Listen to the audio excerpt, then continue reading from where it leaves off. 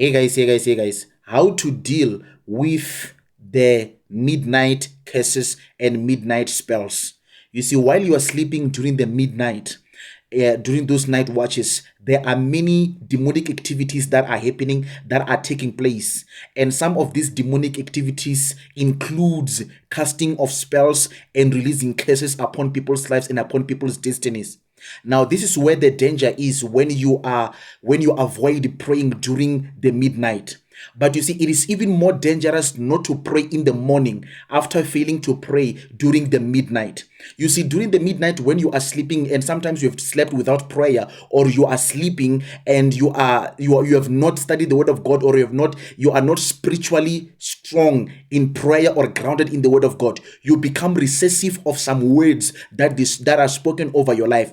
If someone is releasing a curse or a spell during the midnight watches, you become during the night watches or during the midnight, you become recessive of any demonic spell or any curse they can ever cast upon you. So if you become recessive of that curse, and in the morning you don't pray and you don't disconnect yourself or pray for self deliverance, and then you just leave it like that, that way it becomes active.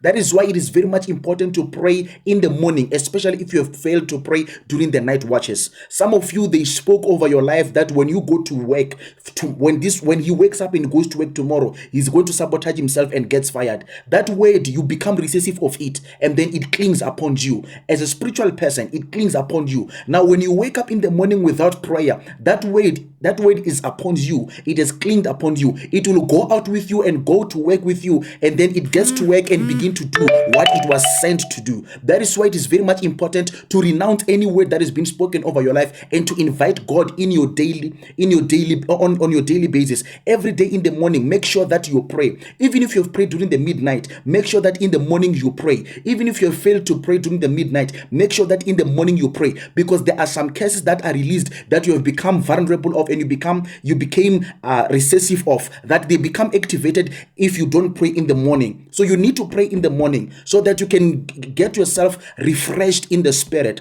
and now offload any load that they've taken upon you. Any load that they've loaded upon your life, you must take it off in the morning by prayer. Morning devotion is so much important. It is very much important.